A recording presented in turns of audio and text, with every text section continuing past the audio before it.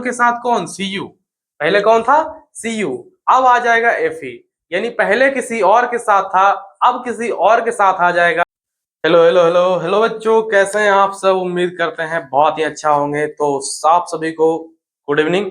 और आज के इस क्लास में हम लोग क्लास 10th केमिस्ट्री का, जैसा कि आपको पता है कि हम लोगों ने एक अच्छा सा सीरीज लॉन्च किया है जिसमें क्लास 10th के सभी सब्जेक्ट के इंपोर्टेंट चैप्टर का वन शॉट वीडियो कराया जाता है, जिसमें हम उस चैप्टर के आपको डिटेल कॉन्सेप्ट को बताते हैं। तो टाइम हमारे पास बहुत कम है बोर्ड एग्जाम के लिए। हम लोग स्टार्ट किए हैं क्लास 10th केमिस्ट्री चैप्टर 1, जिसका नाम है रासायनिक अभिक्रिया एवं समीकरण।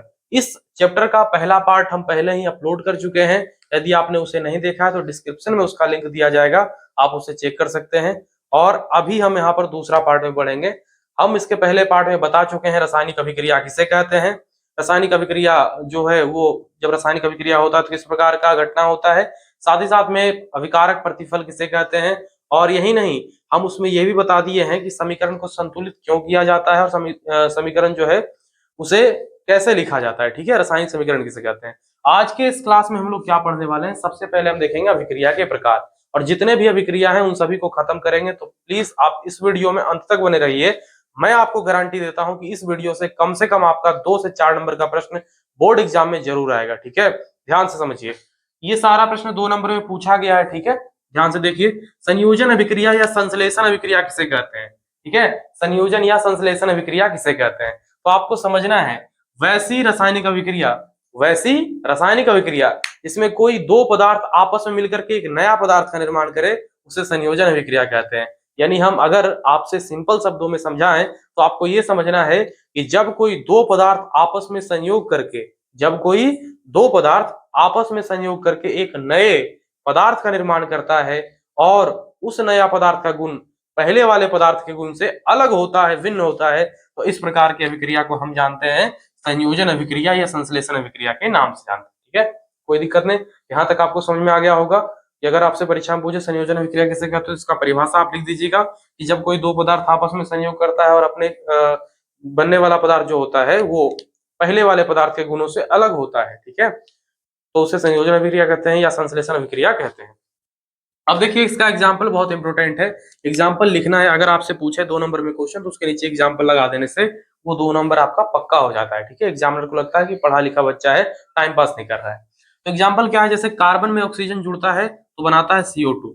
तो यहाँ देखिए, कार्बन एक अलग पदार्थ है, ऑक्सीजन भी अलग पदार्थ है, दोनों मिलकर के बनाता है कार्बन डाइऑक्साइड। ठीक है, मैग्नीशियम में क्लोरीन जब जुड़ता है तो बनाता है MgCl यानी मैग्नीशियम क्लोराइड। साथ ही साथ में जब सल्फर डाइऑक्साइड में ऑक्सीजन जुड़ता है तो बनाता है सल्फर ट्राइऑक्साइड। ठीक है, ये सारा यौगिक का निर्माण होता है कब, जब कोई दो पदार्थ आपस में संयोग करता है। ठीक है, ऐसा भी आपसे पूछ सकता है कि ऊपर में ये समीकरण दे दिया और आपसे पूछेगा निम्नलिखित समीकरण किस प्रकार की अभिक्रिया है, 4 ऑप्शन दे देगा, उसमें से संयोजन कहीं पे होगा, आपको उसको टिक कर देना है। ठीक है, अब बढ़ते हैं हम लोग किसके तरफ, वियोजन अभिक्रिया की तरफ। बहुत ही इंपोर्टेंट अभिक्रिया है, इसे अपघटन अभिक्रिया भी कहा जाता है।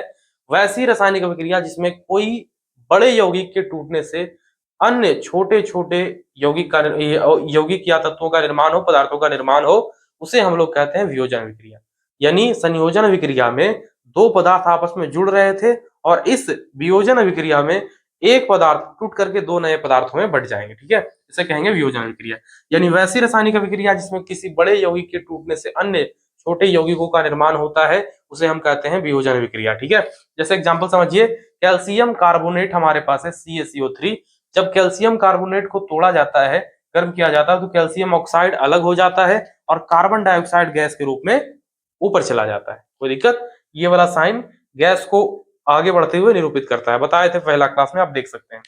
दूसरा दूसरा एग्जाम्पल देखिए, पोटेशियम क्लोरेट ये है। ठीक है, जब इसको गर्म करते हैं तो पोटेशियम क्लोराइड और साथ ही साथ में ऑक्सीजन गैस निकलता है। तो ये 2 एग्जाम्पल आपके लिए है अपघटन अभिक्रिया या वियोजन अभिक्रिया के लिए, इसे आप याद कर सकते हैं। और जब भी आपसे पूछा जाए कि अपघटन अभिक्रिया किसे कहते हैं या वियोजन अभिक्रिया किसे कहते हैं, तो आपको साथ साथ में इस अभिक्रिया का परिभाषा और ये दोनों एग्जाम्पल वहां पर लगा देना है। ठीक है, यानी संयोजन अभिक्रिया किसे कहते हैं, जब कोई दो पदार्थ आपस में मिलकर के एक नए पदार्थ का निर्माण करे और उस नया पदार्थ का गुण पहले वाला से अलग हो, तो संयोजन कहलाएगा।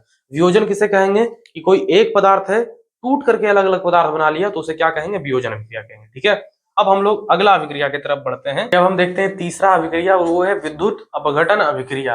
विद्युत अपघटन अभिक्रिया ये अभिक्रिया भी काफी ज्यादा महत्वपूर्ण है आपके परीक्षा की दृष्टि के लिए। बहुत ही आसान प्रश्न है, परंतु पता नहीं क्यों विद्यार्थी इसे छोड़ देते हैं। ठीक है, विद्युत अपघटन अभिक्रिया किसे कहेंगे? वैसी रासायनिक अभिक्रिया, वैसी रासायनिक अभिक्रिया जिस रासायनिक अभिक्रिया को संपूर्ण कराने के लिए हमें विद्युत धारा की आवश्यकता पड़ती है, इसे विद्युत अपघटन अभिक्रिया कहेंगे। ठीक है, ये तो हो गया नॉर्मल परिभाषा। अब आपको ध्यान से समझना है किसे कहते हैं। तो देखिए, कुछ धातु का जो द्रवित ऑक्साइड होता है या द्रवित क्लोराइड होता है, ठीक है, धातु का द्रवित ऑक्साइड या धातु के द्रवित क्लोराइड में विद्युत धारा के प्रवाह होने पर जो अभिक्रिया होता है उसके अंदर, जिससे धातु और उसका ऑक्साइड या क्लोराइड दोनों अलग अलग हो जाते हैं, उस अभिक्रिया को हम कहेंगे विद्युत अपघटन अभिक्रिया। ठीक है, कैसे? ध्यान से समझिए। हमारे पास यहाँ पर एक एग्जाम्पल है। सबसे पहले आप इस समायोजन को पूरा समझिए। ये हमारे पास एक बीकर है, बीकर के अंदर हम दो रोड लगा दिए हैं। ठीक है, एक है कैथोड, दूसरा है एनोड। ठीक है, इसके बाद दोनों से तार निकल करके हम एक सेल में बैटरी में जोड़ दिए हैं। ठीक है, अब समझिए इसके अंदर एक द्रव है NaCl का भरा हुआ, NaCl का द्रव यानी सोडियम क्लोराइड का एक द्रव है।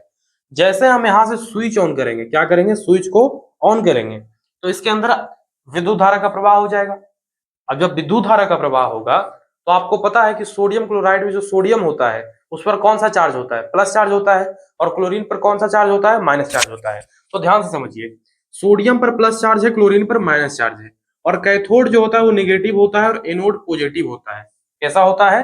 Cathode negative, anode positive. तो सोडियम वाला जो प्लस चार्ज है वो कैथोड की तरफ जाता है, निगेटिव की तरफ, क्योंकि आपको पता है कि प्लस का जो चार्ज है वो माइनस की तरफ जाता है। पुनः आप समझिए, ये जो क्लोरीन के ऊपर निगेटिव चार्ज है ये किसके तरफ जाएगा? एनोड की तरफ जाएगा। ठीक है, तो इस प्रकार क्लोरीन और सोडियम दोनों अलग अलग कैथोड और एनोड पर अलग अलग हो जाते हैं। ठीक है, इस अभिक्रिया को हम कौन सा अभिक्रिया कहेंगे भाई साहब? विद्युत अपघटन अभिक्रिया। आपके परीक्षा के लिए बहुत ही महत्वपूर्ण है, तो आपको लिखना कैसे है?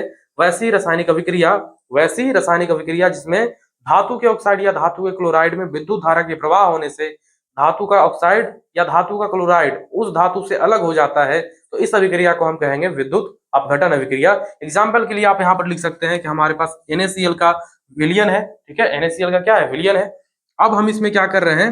विद्युत धारा का प्रवाह कर रहे हैं। तो जैसे NaCl के विलयन में विद्युत धारा का प्रवाह किया जाएगा, सोडियम अलग हो जाएगा और क्लोरीन अलग हो जाएगा। ठीक है, यहाँ तक आपको समझ में आ गया होगा, उम्मीद कर रहे हैं। अब हम लोग बढ़ते हैं, अगला अभिक्रिया है एकल विस्थापन अभिक्रिया। ठीक है, एकल विस्थापन अभिक्रिया किसे कहते हैं? ध्यान से समझिए।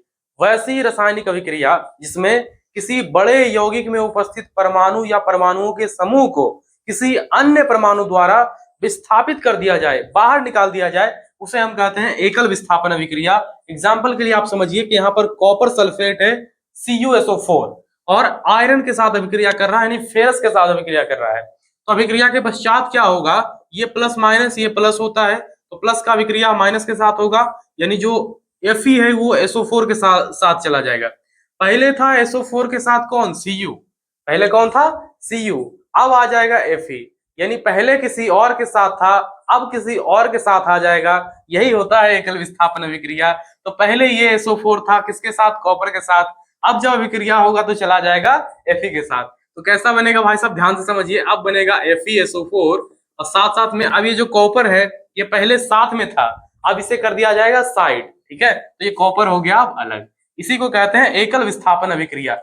ध्यान से समझिए, जब किसी यौगिक में उपस्थित परमाणु या परमाणु के समूह को किसी अन्य परमाणु द्वारा यानी किसी तीसरे परमाणु द्वारा हटा दिया जाता है, वहां से विस्थापित कर दिया जाता है, तो इस अभिक्रिया को हम कहेंगे एकल विस्थापन अभिक्रिया। ठीक है, डन? कोई दिक्कत? समझ में आ गया? यहाँ तक आपको क्लियर है तो आप इसको लाइक करके दोस्तों के पास भी शेयर कर सकते हैं। अब हम लोग अगला अभिक्रिया देखेंगे। क्या? अच्छा, ये भी एग्जाम्पल, इसको भी समझ लीजिए।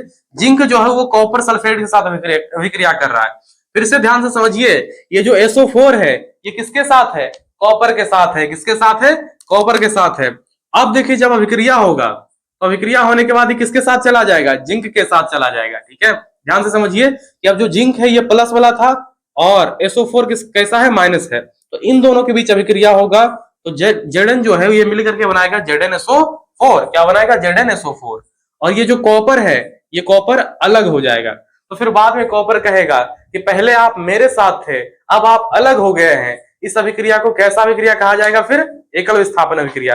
यानी वैसी रासायनिक अभिक्रिया जिसमें किसी यौगिक में उपस्थित परमाणु या परमाणु के समूह को किसी अन्य परमाणु द्वारा विस्थापित कर दिया जाता है, तो उसे हम जानते हैं एकल विस्थापन या विस्थापन अभिक्रिया के नाम से।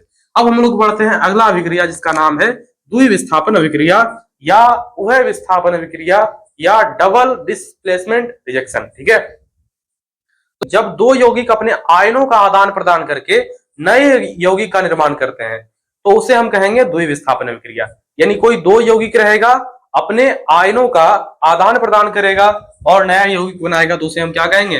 द्विविस्थापन अभिक्रिया। जैसे समझिए, पहले था सोडियम प्लस में, ये माइनस में, ये प्लस और ये माइनस। ठीक है, अब ये जो सोडियम है इधर माइनस के साथ अभिक्रिया करेगा तो बनाएगा NaNO3, और ये जो प्लस वाला Ag है ये Cl के साथ अभिक्रिया करके बनाएगा AgCl का अवक्षेप। क्यों? क्योंकि तीर चिन्ह नीचे की ओर है, यानी अवक्षेप बनेगा, झाग बनेगा। तो एक प्रकार से अवक्षेपन अभिक्रिया का भी उदाहरण ही हो गया, साथ ही साथ में द्विविस्थापन का भी उदाहरण है। ठीक है, आपको समझना है कि जिस रासायनिक अभिक्रिया में कोई दो यौगिक अपने आयनों का अदला बदली कर ले उसे हम कहेंगे द्विविस्थापन अभिक्रिया। ठीक है, यहां तक में आपको कोई दिक्कत नहीं होगा, चकाचक समझ में आ गया होगा। अब हम लोग बढ़ते हैं प्रकाश रासायनिक अभिक्रिया की तरफ। ठीक है, प्रकाश रासायनिक अभिक्रिया क्या है? तो जिस रासायनिक अभिक्रिया को संपन्न कराने के लिए प्रकाश की आवश्यकता हो उसे हम कहते हैं प्रकाश रासायनिक अभिक्रिया। इसका एग्जांपल क्या हो जाएगा? सबसे पहले आप ये बात समझिए कि हाइड्रोजन और क्लोरीन, अगर ये दोनों को हम प्लेट में निकाल करके अंधेर कमरा में रखते हैं तो कोई अभिक्रिया नहीं होगा, लेकिन जैसे ही इसको ले जाएंगे सनलाइट में तो ये दोनों के बीच एक अभिक्रिया होगा और बनेगा हाइड्रोजन क्लोराइड। क्या बनेगा? Hydrogen chloride. उसी को हम यहाँ पर लिखे हैं कि हाइड्रोजन और क्लोरीन जब ये दोनों को रखते हैं तो कोई अभिक्रिया नहीं होता है। कब? जब अंधेरा में रहता है, लेकिन जैसे ही इसको सनलाइट मिलता है तो इसके बीच में अभिक्रिया हो जाता है, और अभिक्रिया जब होता है तो इसे हम कहते हैं प्रकाश रासायनिक अभिक्रिया। यानी जिस रासायनिक अभिक्रिया को संपन्न कराने के लिए हमें प्रकाश की आवश्यकता होती है उसे हम कहेंगे प्रकाश रासायनिक अभिक्रिया। इसका दूसरा एग्जाम्पल प्रकाश संश्लेषण हो जाएगा। क्यों? क्योंकि आपको पता होगा, पढ़े हैं कि बायोलॉजी में प्रकाश संश्लेषण अभिक्रिया जो है वो हमेशा सूर्य की उपस्थिति में होता है। ठीक है, तो ये आपको समझ में आ गया होगा, ऐसा हम उम्मीद करते हैं। ठीक है, अब हम लोग बढ़ेंगे अगला अभिक्रिया जिसका नाम है उदासीनीकरण अभिक्रिया। ठीक है, इसे कहते हैं हम लोग कैसा अभिक्रिया? उदासीनीकरण अभिक्रिया। तो उदासीनीकरण अभिक्रिया है क्या? जिस रासायनिक अभिक्रिया में कोई अम्ल किसी भस्म के साथ मिल करके अभिक्रिया करके बनाएगा क्या? लवण और जल। यानी वैसी रासायनिक अभिक्रिया जिसमें कोई अम्ल किसी भस्म के साथ क्रिया करेगा और लवण तथा जल का निर्माण करेगा उसे हम कहेंगे कैसा अभिक्रिया? उदासीनीकरण अभिक्रिया। ध्यान से समझिए, और ये है HCl यानी हाइड्रोजन क्लोराइड। ठीक है, या हाइड्रोक्लोरिक अम्ल। तो एक प्रकार का ये अम्ल हुआ। ठीक है, अब ये NaOH है यानी सोडियम हाइड्रो ऑक्साइड, या कास्टिक सोडा भी इसी को कहा जाता है। तो ये क्या है? एक प्रकार का क्षार है। कैसा है भाई साहब? ये क्षार है। ठीक है, या आप समझिए भस्म है। ठीक है, अब जब ये दोनों अभिक्रिया करेगा आपस में तो क्या बनाएगा? ये NaCl बनाएगा। NaCl क्या है? एक प्रकार का लवण है, और साथ ही साथ में क्या बनाएगा? जल बनाएगा। तो समझा आपने, जब कोई अम्ल किसी भस्म के साथ क्या करेगा? क्रिया करेगा, और क्रिया करने के बाद क्या बनाएगा भाई साहब? लवण और जल बनाएगा। तो ऐसा अभिक्रिया को हम लोग क्या कहेंगे? कमेंट करके बताइए। ठीक है, उम्मीद करते हैं आपको यहां तक समझ में आ गया होगा। अगला अभिक्रिया की तरफ हम लोग बढ़ते हैं। चलिए देखते हैं अब सबसे लास्ट में कि ऑक्सीकरण अभिक्रिया किसे कहते हैं और अपकरण अभिक्रिया किसे कहते हैं, और very very important question of Bihar board की रेडॉक्स अभिक्रिया किसे कहते हैं। ठीक है, तो ये 3 क्वेश्चन, इसके बाद बचेगा हम लोग का अगला पार्ट, इसमें हमको ये पढ़ना होगा कि ऑक्सीकरण का दैनिक जीवन में क्या प्रभाव पड़ता है। ठीक है, इसमें हम पढ़ेंगे कि भोजन क्यों दुर्गंधित होता है, उसे कैसे बचाया जा सकता है, हमारे अमाशय में भोजन का पाचन किस प्रकार होता है, साथ ही साथ में ये पढ़ेंगे कि आलू चिप्स की थैली में कौन सा गैस भरा जाता है और उसे क्यों भरा जाता है, अगर हम ना भरें तो क्या क्या होगा। ठीक है, इन सारे टॉपिक पर बात किया जाएगा आगे आने वाले क्लास में, तो आप इस चैनल को सब्सक्राइब कर लीजिए। फिलहाल चलिए हम देखते हैं ऑक्सीकरण अभिक्रिया किसे कहते हैं। तो जिस रासायनिक अभिक्रिया में ऑक्सीजन का योग तथा हाइड्रोजन का निष्कासन हो उसे हम लोग कहते हैं ऑक्सीकरण अभिक्रिया, और जिस रासायनिक अभिक्रिया में हाइड्रोजन का योग और ऑक्सीजन का निष्कासन हो, ध्यान से समझिए, ऑक्सीकरण में ऑक्सीजन का योग होता है। ठीक है, ऑक्सीजन का योग और हाइड्रोजन का निष्कासन, हाइड्रोजन का निष्कासन। लेकिन ये जो अपकरण है, अपकरण में क्या होता है? हाइड्रोजन का योग होता है और ऑक्सीजन का होता है निष्कासन। ठीक है, बात समझ में आया? तो इन अभिक्रिया को कहेंगे ऑक्सीकरण और अपकरण। ठीक है, अब जब ये दोनों अभिक्रिया साथ साथ होता है तो इसे हम रेडॉक्स अभिक्रिया कहते हैं या अपोपचयन अभिक्रिया कहते हैं। ठीक है, जब ऑक्सीकरण अपकरण दोनों साथ साथ होता है उसे हम क्या कहते हैं? रेडॉक्स अभिक्रिया। फॉर एग्जाम्पल आप ये समझिए कि यहाँ कॉपर ऑक्साइड है और हाइड्रोजन है, दोनों के बीच में अभिक्रिया होता है तो कॉपर और H2O बनता है। तो यहाँ से देखिए कॉपर के साथ ऑक्सीजन था, तो ये ऑक्सीजन यहाँ से निकल करके इधर चला गया, यानी ऑक्सीजन का यहाँ पर क्या हुआ? वियोजन हुआ, ऑक्सीजन का निष्कासन हुआ। तो जब ऑक्सीजन का निष्कासन होता है तो उसे कौन सा अभिक्रिया कहते हैं? अपकरण अभिक्रिया कहते हैं। यहाँ देखिए पहले हाइड्रोजन अकेले था, अब यहाँ पर हाइड्रोजन ऑक्सीजन के साथ जुड़ गया है, यानी ऑक्सीजन का यहाँ पर क्या हुआ, योग हुआ। तो ऑक्सीजन का जब योग होता है तो उसे कौन सा अभिक्रिया कहते हैं, ऑक्सीकरण अभिक्रिया कहते हैं। ये दोनों यहाँ पर साथ साथ हुआ, इसलिए हम इसको क्या कह देंगे, रेडॉक्स अभिक्रिया कह देंगे। समझ में आ गया, आपको कोई दिक्कत नहीं होगा यहाँ तक। और अगर आपको ये वीडियो अच्छा लगता है, थोड़ा सा भी अच्छा लगता है, अगर समझाने का तरीका आपको अच्छा लगता है या कुछ भी अच्छा लगता है, तो आप नीचे प्लीज कमेंट करके बताएं, ताकि हमें मोटिवेशन मिल सके। और लास्ट तक देखें तो चैनल को सब्सक्राइब जरूर कर लीजिए। धन्यवाद।